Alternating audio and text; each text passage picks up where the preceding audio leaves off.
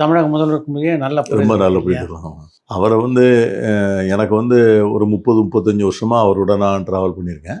நான் ஒரு கட்டத்தில் நினச்சேன் வந்து இவர் கலைஞருடைய இடத்த வந்து இவர் எப்படி நிரப்புவார் ம். அப்படின்னு நான் பலர் சந்தேகப்பட்டதில் இருக்க இந்த சந்தேகம் உங்களுக்கு இருக்கு. எனக்கு ரொம்ப இருந்தது. ஏன்னா அப்போ அவர் நான் பார்க்கும்போது அவர் 1000 விளக்கு தொகுதி எம்எல்ஏ இருக்கும்போது பார்த்தீங்கன்னா அசம்பிளியில் பேசவே மாட்டார். ம். வந்து லாஸ்ட் பெஞ்சில் வந்து உட்காந்துட்டு அப்படியே எழுந்துச்சு போயிடுவார். அப்பவே நான் பார்ப்பேன். நான் அப்ப பார்த்து அல்லது நீங்கள் பேசணும் கூட சட்டசபையில் பேசுங்க வைங்கலாம் நாங்கள் சொல்லுவோம். அதை கூட ஒரு மேடையில் சொன்னார் ஒரு நாள். இப்படி அண்ணா வந்து எனக்கு சொல்லுவார், பேச சொல்லி சொல்லுவார் அப்படின்னு எனக்கு சொன்னார். அதுக்கு பிறகு டெபுட்டி சிஎம் ஆன பிறகு அவர்கிட்ட ரொம்ப க்ளோஸ் கான்டாக்ட். ஆ. ஏன்னா நாங்கள் வந்து அப்போ வந்து சப்போர்ட்டிங் பார்ட்டி. நாங்கள் தான் வந்து எல்லா பில்லுக்கும் ஓட்டு போடணும். இல்லைனா வந்து அது டிஎம்கேக்கு வந்து ஓட்டு கிடையாது. ம். ஸோ கலைஞர் வந்து gave the exercise to him. காங்கிரஸை மேனேஜ் பண்ணிக்கோப்பான்னு சொல்லி. அதனால் நாங்கள் தான் வந்து எங்கள் எம்எல்ஏக்கள் அது போக்குவரத்து. அதனால் அவரோட குறைந்த விஷயம். அதனால் அப்போ வந்து நிறையா எங்களை வந்து கம்ப்ளீட்டாக அகாமடேட் பண்ணுறதுல அதெல்லாம் வந்து அவர் ஒரு பெரிய பிளேட் எ மேஜர் ரோல். எனக்கு வந்து அவருடைய பொறுமை இருக்குது பாருங்க. பேஷண்ட்டாக காத்திருந்தார். ஆமாம். நீங்கள் இன்றைக்கி வந்து இன்றைக்கி வந்து பாட்டாளி மக்கள் கட்சி அந்த ஃபேமிலியில் நடக்கிற பாலிட்டிக்ஸை நீங்கள் பாருங்களேன். கரெக்ட். இவருக்கு வந்து பல விஷயங்களில் வந்து சில சமயம் கலைஞர் வந்து இவருக்கு இவர் நினைக்கிறதுக்கு நேர் விரோதமாக கூட செய்வார். அந்த மாதிரி கட்டத்தில் எல்லாரும் இவர் கூட இருந்தவங்க பூரா வந்து கேஷுவாலிட்டி ஆகிடுவாங்க. சில முடிவுகள் இவருக்கு எதிராக அந்த சமயத்தில் கூட அவர் வந்து ஒரு சின்ன சலனம் கூட காமிச்சிக்கலாம். அதிருப்தியை வெளியில் சொன்ன அதிருப்தியை வெளியவே சொல்ல. அதனால என்ன பண்ணாருன்னா அந்த பொறுமை இருக்குது பார்த்தீங்களா, அந்த பொறுமையை வந்து அவரை தட்டி தட்டி தட்டி தட்டி அவரை வந்து சரி பண்ணிடுச்சு. கலைஞருக்கு இருந்ததோட இவருக்கு சேலஞ்சஸ் ரொம்ப ஜாஸ்தி. உண்மை. கலைஞருக்கு வந்து உங்களுக்கு வந்து அவர் களமாடிய தலைவர்கள்லாம் யார்? காமராஜர், ராஜாஜி, எம்ஜிஆர், வாஜ்பாய், மொரார்ஜி தேசாய், இந்திரா காந்தி, அந்த மாதிரி தலைவர்கள் தான். இன்னைக்கு வந்து இவர் வந்து மோடியையும் அமித்ஷாவையும் டேக்கிள் பண்ணணும். இங்கே வந்து எடப்பாடியை டேக்கிள் பண்ணணும். இந்த சிச்சுவேஷனில் கலைஞருக்கு வந்து சென்ட்ரல்லேருந்து ஃபண்ட்ஸ் வந்து வரல வைக்கல. ஏன்னா அப்போ வந்து ஸ்டேட் கவர்மெண்ட்டுக்கு வந்து டாக்ஸிங் பவர்ஸ் இருந்தது. வரி போட்டுக்கலாம், வரியை வசூல் பண்ணிக்கலாம். இன்றைக்கி வரி வசூலிக்கிற போடுற அதிகாரமும் இன்றைக்கி மாநில அரசுக்கு இல்லை. அதனால் கொடுக்க வேண்டிய பணத்தையும் அவங்க கொடுக்கறதும் இல்லை. அந்த மாதிரி ஒரு சூழ்நிலையில் ஐடியாலஜியும் விட்டு கொடுத்துடக்கூடாது. இன்றைக்கி அவருடைய ஒரே ஸ்ட்ரென்த்து ஐடியாலஜியில் அவர் நீர்த்து போகலை. இப்போ அந்த 20% ஓட்டு இருக்குன்னு வச்சிங்களேன். முஸ்லீம்ஸ், கிறிஸ்டியன்ஸ் ப்ளஸ் 18% தலித்ஸ், இது போக சோசியல் ஜஸ்டிஸ், தமிழ் இன உணர்வு, இந்த ஓட்டு வந்து ஒரு 15%. இது எல்லாமே சேர்த்தாலே 45% 47% ஓட்டு ஆகிடுது. இந்த 47% ஓட்டை வந்து கன்சாலிடேட்டாக வச்சுருக்கணும்னா இவர் ஐடியாலஜியில் வந்து ஈர்த்து போகக்கூடாது. ஐடியாலஜியில் ஸ்லிப் ஆகிட்டார்னு வச்சுங்க, இந்த ஓட் பேஸ் வந்து போயிடும். ஆமாம். ஆனால் அதே நேரத்தில் ஐடியாலஜியை விட்டு கொடுத்தாம சென்டரையும் டீல் பண்ணணும். சென்டர் வந்து சாதாரண சென்டரில் காங்கிரஸ் மாதிரி உங்களை வந்து விட்டுட்டு போகிற இது இல்லை.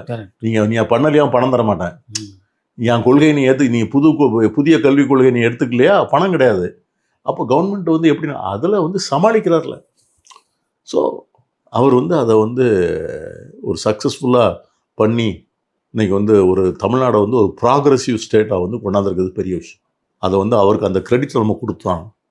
அதுக்குள்ளே பொறுமை, அதுக்குள்ளே அனுசரணை, இது வந்து வரக்கூடிய காலத்தில் அவருக்கு இருக்கிற சேலஞ்சஸ் வந்து பாசிச சக்திகள், மதவாத சக்திகள், வலதுசாரி சக்திகள் தொடர்ந்து வந்து மிகப்பெரிய வெற்றியை வடக்க பெற்றுக்கொண்டே இருந்தாங்கன்னா தமிழ்நாட்டில் இந்த கொள்கையை காப்பாற்றுறது ரொம்ப கஷ்டமாக இருக்கும். Bihar election is a watershed election.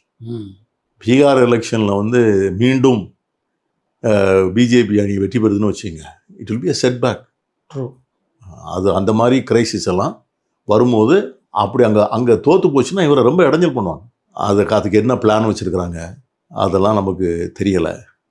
ஏன்னா அமித்ஷா மோடி கம்பைன் வந்து அது வந்து ஒரு சாதாரணமாக நம்ம அதை வந்து எடை போட்டு ஒரு நேர்மையான எதிரிகள்னு நம்ம எஸ்டிமேட் பண்ணக்கூடாது. They are capable of doing anything. அதை வந்து எதிர்கொள்கிறதுக்கு இவர் வந்து எப்படி களமாட போகிறாரு, என்ன வியூகம் வைக்க போகிறார், அதுக்காகத்தான் இந்த கூட்டணியை வந்து இன்டாக்டாக வச்சுருக்கிறார். இந்த கூட்டணியில் சேதம் வந்துடக்கூடாதுன்னு நினைக்கிறார். அது வந்து கடைசி வரைக்கும் அந்த கூட்டணி ஒற்றுமையாக இருந்து எல்லாரும் மகிழ்ச்சியாக இருந்து செயல் பண்ணோன்னா நிச்சயமாக ஜெயிக்கும் அப்படின்னு நான் நினைக்கிறேன். பாரதிய ஜனதா கட்சி எந்த அளவுக்கு தமிழ்நாட்டில் வளர்ந்துருக்கு அப்படின்னு நினைக்கிறீங்க? பாரதிய ஜனதாவுக்கு வந்து முன்னால விட இப்போ எக்ஸ்போஷர் கிடைச்சிருக்கு. முன்னால வந்து எப்படின்னு கேட்டீங்கன்னா ஒரு அன்டச்சபிள் பார்ட்டி மாதிரி இருந்தது. அதாவது இன்னும் ஓரளவுக்கு நான் கீழே போய் சொல்லணும்னா அது ஒரு பிராமின்ஸ் பார்ட்டி. எல்லா ஊர்லேயும் பிஜேபியில் யார் இருப்பாங்கன்னா பெரும்பான்மையாக பிராமின்ஸ் தான் தலைவராக இருப்பாங்க. அவங்க தான் அதை முன்னால் நின்று நடத்துவாங்க. மற்ற backward class, most backward class, Dalits இவங்கெல்லாம் அதில் வந்து இருக்க மாட்டாங்க. இப்போ அது மாறி இருக்கு. இப்போ வந்து அது கொஞ்சம் வந்து எல்லாருக்கும் வந்து அதில் வந்து ஒரு ரெண்டாவது பவர் தொடர்ந்து இருக்கிறாங்க, இன்னும் இருக்க போகிறாங்கன்னு தெரிஞ்சாலே ஒரு செக்ஷன் மூவ் ஆகும். அந்த செக்ஷன் இப்போ மூவ் ஆகிருக்குது. ஐடியாலஜிக்கலாக அவங்ககிட்ட போனாங்கன்னு நான் சொல்ல மாட்டேன். மற்ற கட்சியில் வந்து ஒதுக்கப்பட்டவர்கள், மற்ற கட்சியில் வாய்ப்பு இல்லை என்று கருதுகின்றவர்கள், அவங்க வந்து இப்போ அங்கே போயிருக்காங்க. ஏன்னா அங்கே லீடர்ஷிப் பொசிஷன்ஸ் வந்து வேக்கண்டாக இருக்குது. கீழே வந்து இதுக்கு அப்பால், இது நம்ம வந்து அரசியலுக்கெலாம் அப்பால் வந்து ஒரு அடையாள அரசியலுடைய தாக்கம் வந்து கீழே வரைக்கும் போயிருக்கு. ஒரு ஐடென்டிட்டி பாலிட்டிக்ஸ் எல்லாருக்குமே. இப்போ நான் வந்து ஒரு கிறிஸ்டியன்னா எனக்கு வந்து இது ஒரு ஆன்மீக அடையாளமாக தான் இருந்தது. அது மற்ற சர்ச்சுக்குள்ளே போகும்போது தான் I felt I was a Christian. சர்ச்சை விட்டு வெளியே வந்துட்டால் எனக்கும் ஒன்றும் இல்லை. அதே மாதிரி வந்து ஹிந்துஸ், பெரும்பான்மையான ஹிந்துஸ்க்கு வந்து கோயிலுக்குள்ளே போயிட்டு வரும்போது இருப்பாங்க. ஆனால் இன்றைக்கி வந்து எல்லாருக்குமே வந்து ஒரு ஹிந்து கான்சியஸ்னஸ், ஒரு இஸ்லாமிக் கான்சியஸ்னஸ், ஒரு கிறிஸ்டியன் கான்சியஸ்னஸ் வந்திருக்கு. இதை வந்து ஒரு ஆன்மீக அடையாளம்னு சொல்கிறத விட என்னுடைய சமூக அடையாளம், இது என்னுடைய பெருமை, என்னுடைய பாவனை, இதை வந்து ஒவ்வொரு நாளும் இதை வந்து உயர்த்துறதுக்கு இதுக்கு ஒரு கௌரவம் இருக்குது. அந்த கௌரவத்தை வந்து நான் 2000 வருஷத்துக்கு முன்னால் நான் இருந்த நிலைமை அப்படின்னு எல்லாரும் நினைக்க ஆரம்பிச்சிருக்கிறோம். பிஃபோர் 2000 இயர்ஸ் நம்ம எப்படி இருந்தோம், அதுக்கு நம்ம போனோம் அப்படின்னு எண்ணம் வந்து எல்லா மதத்தை சார்ந்தவங்க, எல்லா கோயில்லையும் ஏன் கூட்டம் வருது நீங்கள் கொஞ்சம் யோசிச்சு பாருங்கள். அதாவது சண்டே அன்னைக்கு பார்த்தீங்கன்னா இப்போ எங்கள் அண்ணா நகர் சர்ச்சில் வந்து 6 சர்வீஸ் நடக்குது. 6 சர்வீஸும் ஃபுல். முன்ன அந்த அளவு இருக்காது. எனக்கு தெரிஞ்சு 6 சர்வீஸும் முன்னால் 6 சர்வீஸே கிடையாது. காலையில் ஒரு சர்வீஸ், ஈவினிங்கில் ஒரு சர்வீஸ் இருக்கும். 6 சர்வீஸும் வெளியே ஆள் நிற்கும். வெள்ளிக்கிழமை அன்னைக்கு எந்த பள்ளிவாசலுக்குள்ளேயும் இடம் கிடையாது. எல்லா பள்ளிவாசலும் வந்து வெள்ளிக்கிழமை அன்னைக்கு வெளியே நின்று தொழுகை பண்ணுறேன். பிரதோஷம், இங்கே செவ்வாய், வெள்ளி, இந்த கூட்டங்களில் வந்து முருகன் கோவிலில், மற்ற கோவிலில் கூட்டத்தை பார்த்தா சபரிமலைக்கு ஒவ்வொரு வருஷமும் அள்ளி போய்கிட்டே இருக்கிறாங்க. ஆமாம். இப்போ இது வந்து வெறும் ஆன்மீகமா அல்லது வந்து இது வந்து ஒரு சமூகத்தை வந்து ஒன்றிணைக்கிற அடையாளங்கிறதுனால நம்ம போய் அதில் போய் நின்றுக்கணும், நமக்கு இந்த அடையாளம் தேவைப்படுகிறது, அந்த மாதிரி உணர்வு இருக்கிறது வந்து இன்னைக்கு வந்து பெரும்பான்மையான இந்துக்களுக்கு அது இருந்தால் அது பிஜேபிக்கு அட்வான்டேஜ் தானே. ஸோ அது வந்து பிஜேபி தன்னை வந்து ஒரு இந்துக்களுக்கான கட்சிங்கிறத மீண்டும் மீண்டும் மீண்டும் அவங்க ஐடென்டிஃபை பண்ணிக்கிட்டே இருக்கிறாங்க. அதை வந்து ஏற்றுக்கொள்ளக்கூடியவங்க ஒரே நாளில் ஏற்றுக்க போகிறதில்ல. ஆனால் இன்றைக்கி அதுக்காகத்தான் மற்ற கட்சிகளும் அதை புரிந்து கொண்டு நாங்கள் ஒன்றும் இந்துக்களுக்கு விரோதமானவர்கள் இல்லை அப்படின்னு சொல்லி இன்றைக்கி மற்ற சமூகங்களுக்கே அந்த உணர்வு வந்திருக்கு. இன்றைக்கி ஒரு ஊரில் பார்த்தேன், அவங்க முஸ்லீம்ஸ் வந்து இன்றைக்கி விநாயகர் சதுர்த்திக்காக வேண்டி அந்த ஊரில் உள்ள இந்துக்கள் வீட்டுக்கு பூரா அவங்க பிள்ளையார் சிலையும் பூஜைக்குள்ள பொருளை கொடுக்குறாங்க. இது ஒரு மத நல்லது. அதான் நான் சொல்கிறேன், அந்த மாதிரி உணர்வு இருக்குது. ஸோ அந்த மாதிரி பண்பாட்டு உள்ள ஒரு ஊரில் பிஜேபி எவ்வளோ தூரம் வெற்றி பெற்ற முடியும்? அந்த வெற்றி வந்து சாத்தியமாக வடக்க உள்ள மாதிரி இப்போ நீங்கள் வந்து உத்தரப்பிரதேசத்துலேயோ குஜராத்லேயோ இதை மாதிரி ஒரு உணர்வுகளை வந்து தூண்டி விட்டுருக்கிற மாதிரி தமிழ்நாட்டில் முடியுமா? நீங்கள் சொல்கிற வந்து ஓட்டு வந்து 2% இருக்குது, 5% ஆகிருக்கலாம். அவங்களுக்கு அதை விட மேலே ஒரு பெரிய வாய்ப்பு இருப்பதாக நான் கருதலை. எடப்பாடி இப்போ ஒரு எழுச்சி பயணத்தை மேற்கொண்டிருக்காரு, அவருடைய வளர்ச்சி எப்படி பார்க்குறீங்க? எனக்கு வந்து அவருக்கு ஒரு ஐடியாலஜிக்கல் கமிட்மெண்ட் இல்லையே. அவர் ஆல் செட் அண்ட் டன். அவர் வந்து ஒரு திராவிடன் பார்ட்டியை தானே லீட் பண்ணுறாரு. அந்த திராவிடன் பார்ட்டியினுடைய கோர் பிரின்சிபிளில் அவருக்கு வந்து கமிட்மெண்ட் இல்லையா? அவருக்கு நீங்கள் திராவிடன் பார்ட்டியினுடைய லீடர்களே பார்த்தீங்கன்னா அவங்களுக்கு வந்து தமிழ் பேசணும், எழுதணும், ஆர்டிகுலேட் பண்ணணும், பட்டிமன்றம் நடத்தணும், கவியரங்கம் நடத்தணும், கருத்தரங்கம் நடத்தணும், இந்த மாதிரி தான் அந்த இயக்கம். பத்திரிகை நடத்தணும், பத்திரிகையில் வந்து கடிதம் எழுதணும், இந்த மாதிரி தான் அந்த கட்சி வந்து வளர்ந்துருக்கிறது. பெரியார், பகுத்தறிவு, சுயமரியாதை, மாநில உரிமை, சமூக நீதி, இதெல்லாம் அடிக்கடி பேசணும். அவர் எதை பற்றியுமே பேசுறது இல்லையே. அவர் வந்து திமுக எதிர்ப்புங்கிறத தவிர அவருக்கு வந்து அடுத்த கட்டம் அவரால் வந்து வேற ஒரு பொருள் பற்றி பேசவே முடியல. ரெண்டாவது இன்னைக்கு அவருக்கு இருக்கிற பெரிய நெருக்கடி என்னன்னு கேட்டிங்கன்னா, அவரால் பாஜகவை வந்து கேள்வி கூட கேட்க முடியாது நேரடியா அப்படிங்கிறது தான் நம்முடைய ஜனங்களுடைய எஸ்டிமேட். இன்னைக்கு வந்து ஒரு சொல்றாரு, நான் பெரும்பான்மையாக ஆட்சி அமைப்பேன்னு ஒவ்வொரு கூட்டத்திலையும் சொல்றாரு. அது மறுநாள் வந்து அமித்ஷா வந்து கூட்டணி ஆட்சி தான் சொல்லிட்டு போறாரு. அதை வந்து இவரால் வந்து மறுத்து பேச முடியல. இன்னைக்கு வந்து இந்த இந்த வாக்காளர் பட்டியலுடைய கோளாறுகள் இருக்கு. இந்த கோளாறுகள் வந்து இன்னைக்கு உச்சநீதிமன்றமே சொல்லியிருக்கு, நீ ஆதார் கார்டை வாங்கு பதிவு பண்ண. அதை பற்றி ஒரு கருத்து சொல்லக்கூட இவர் தயாராக இல்லை. அதை மாதிரி அநேக விஷயங்கள்ல வந்து தமிழ்நாட்டினுடைய நேரடியான வளர்ச்சி முன்னேற்றம் சம்பந்தப்பட்ட விஷயம் வந்தாலும் கூட அது பாஜகவை காயப்படுத்தும்னா அதை பற்றி அவர் பேச தயாராக. ஸோ இன்னைக்கு ரைட் டு எஜுகேஷன் ஆக்டில் நம்ம ஊரில் மட்டும் இந்த பிள்ளைங்களுக்கு இன்னும் அட்மிஷன் போடலை. 25% சீட்ஸை வந்து ஆல் ப்ரைவேட் மேனேஜ்மெண்ட் ஸ்கூல்ஸ் வந்து ஏழை பிள்ளைங்களுக்கு கொடுக்கணும்.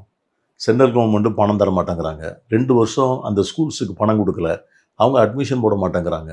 இதை கூட வந்து அவர் கண்டிக்க தயாராக இல்லையே. அப்படிப்பட்டவரை வச்சுக்கிட்டு நீங்கள் வந்து இந்த மக்கள் வந்து ஒரு பெரிய லீடர்னு எடுத்துக்குவாங்களா? அந்த லீடர்ஷிப் வந்துருச்சு அவருக்கு. ஸோ அது வந்து அவர் அந்த லீடர்ஷிப்பை வந்து இன்னும் எனக்கு வந்து அந்த ஸ்டேஜுக்கு வரலங்கிறது தான் என்னுடைய எஸ்டிமேட். இன்றைக்கி அவங்க அதிமுகவுக்கு ஒரு தலைவர் தேவைப்படுது எலெக்ஷன் வரைக்கும். அதுக்காக வேண்டி அவங்க எல்லாருமா சேர்ந்து அவரை வச்சுருக்கிறாங்க. இந்த எலெக்ஷனுக்கு அவங்களுக்கு ஒரு செட்பேக் வந்துன்னு வச்சுங்க, அதுக்கு பிறகு அதிமுகவினுடைய எதிர்காலம் என்னன்னு நினைக்கிறீங்க? Will the party survive? ரெண்டாவது, இந்த பிஜேபியினுடைய கேம் பிளான் தமிழ்நாட்டை பொறுத்த வரைக்கும் அவங்க வந்து காங்கிரஸ் மாதிரி இல்லை. நான் ஒரு சின்ன சம்பவம் உங்கள்கிட்ட சொல்கிறேன். எம்ஜிஆர் இறந்து போனார். ஜெயலலிதா அண்டு ஜானகி 2 அணியாக பிரிஞ்சுட்டாங்க. நாங்கள் வந்து substantial number Congress MLAs. R M. Veerappan வந்து எங்கிட்ட பேசி எப்படியாவது ஜானகி அம்மாவை சப்போர்ட் பண்ண சொல்லி கேட்குறாரு. ஜானகி அம்மா வந்து ஆர்விகிட்ட போய் பேசிட்டாங்க, ஆர் வெங்கட்ராமன்கிட்ட போய் பேசிட்டாங்க. ஜெயலலிதாவுடைய குரூப் இருக்குல்ல, அவங்க திருநாவுக்கரசு, KKSR, இவங்க வந்து தலைவர் மூப்பனாரை வந்து பார்த்துட்டாங்க. மூப்பனாருடைய ஃபாலோவர்ஸ் எல்லாருமே நாங்கள் வந்து ஜெயலலிதா தான் அடுத்த ஏடிஎம்கே சப்போர்ட் பண்ணணும்னு சொல்கிறோம். ஆர்பி கூட இருக்கிற ஒரு ஸ்மால் குரூப் வந்து ஜானகி அம்மாவை சப்போர்ட் பண்ணணும் அப்படின்னு அவங்க சொல்கிறாங்க. ஒரு நாள் ஆர்வி வந்து கூப்பிட விட்டார். திண்டிவன ராமமூர்த்தி, சிங்காரவேல் அடிவேல் MP தஞ்சாவூர்காரரு, ஏஜி சுப்பராமன், அருணாச்சலம், நான் 5 பேர் போனோம்.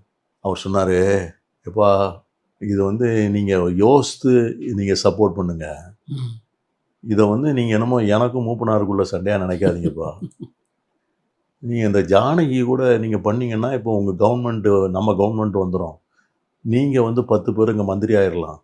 அந்த அம்மா ரொம்ப நாளைக்கு இருக்க மாட்டா. அதுக்கு பிறகு வந்து காங்கிரஸ் வந்து ரிவைவலுக்கு சான்ஸ் வந்துடும்ப்பா. நீங்கள் இப்போ ஜெயலலிதாவை சப்போர்ட் பண்ணி உட்கார வச்சிங்கன்னா அடுத்த 30 வருஷத்துக்கு உங்களுக்கு எங்கேப்பா ஸ்பேஸ் இருக்குன்னு கேட்டார்.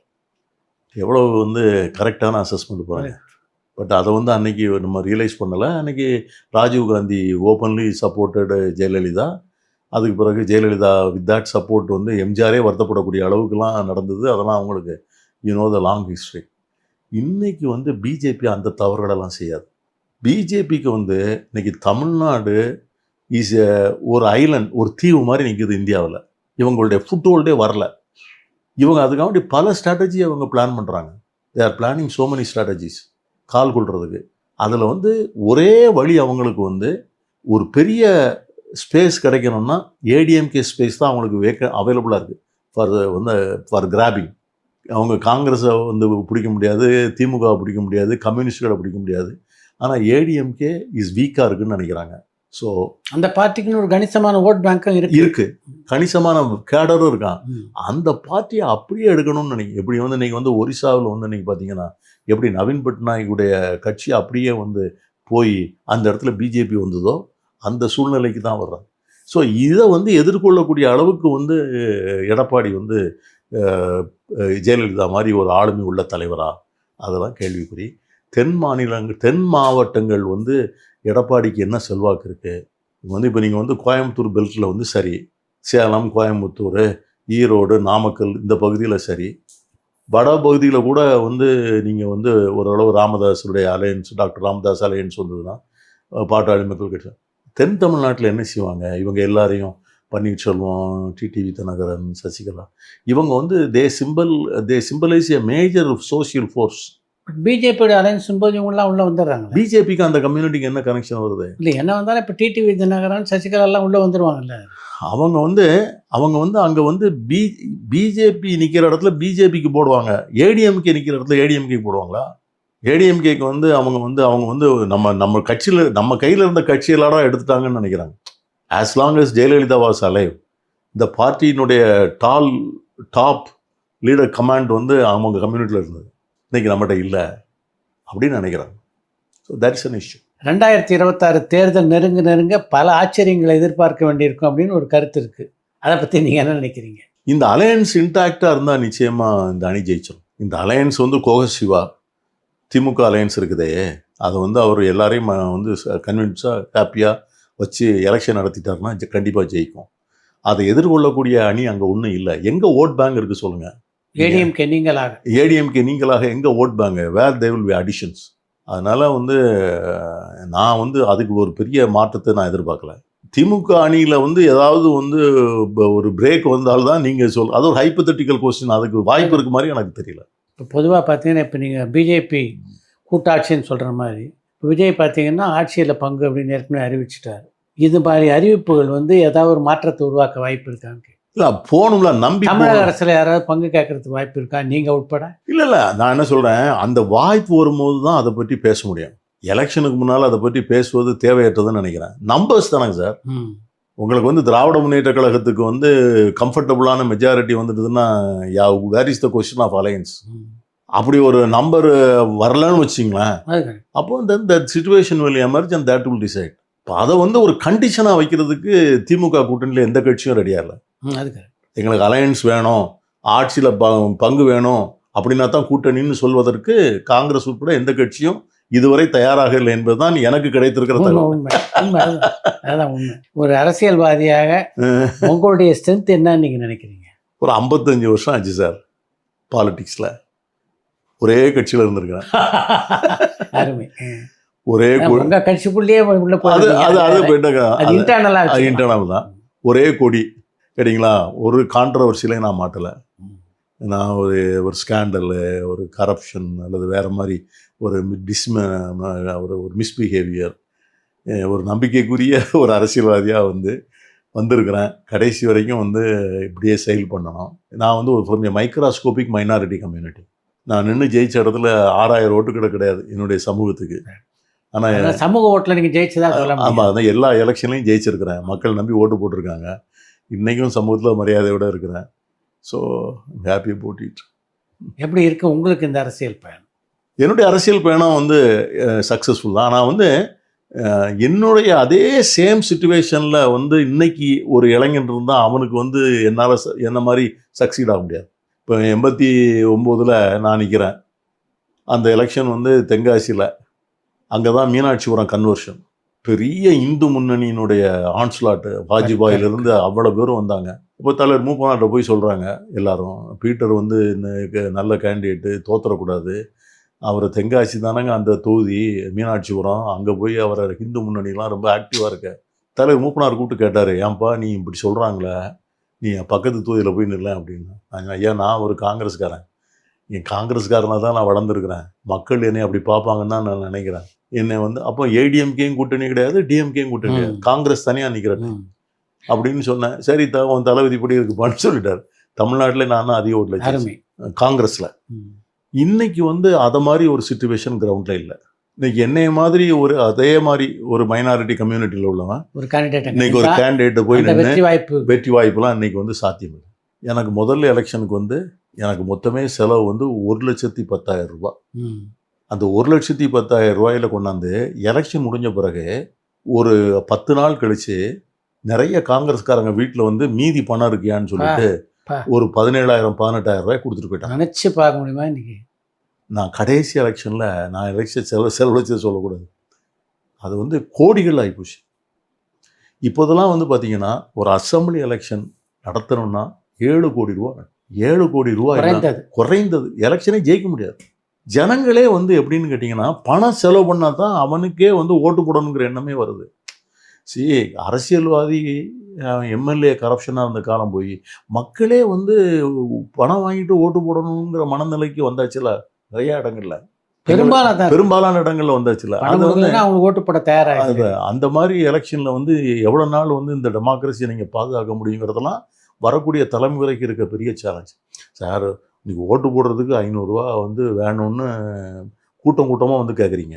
ஆனால் ஒரு முதல் காட்சி ஒரு படத்துக்கு வந்து 2500 ரூபா கொடுத்து வாங்கிட்டு போகிறதுக்கு அடிபுடியில் போகிறீங்க.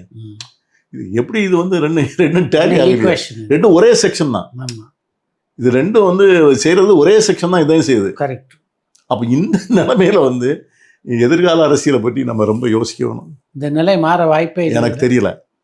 அதாவது எல்லாரும் சொல்லுவான், கூட்டத்துக்கும் பணம் கொடுத்து தான் கூப்பிட வேண்டியிருக்கு. 300 ரூபா இல்லை, ஓட்டு போடவும் பணம் கொடுத்தா அவனுக்கு, கொடி கட்டுறதுக்கும் பணம் கொடுத்து தான் கூட்ட வேண்டியிருக்கு.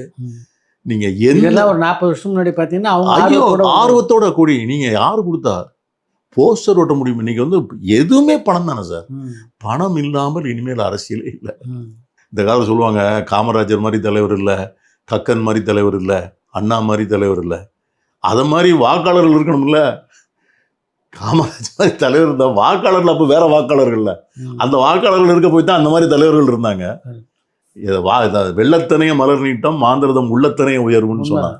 இந்த கவர்மெண்ட்ல யார் டிசைட் பண்ற? மக்கள் தானே அந்த தரத்தை. அது ஒரு பெரிய சேலஞ்ச். ரொம்ப நன்றி. Thank you very much.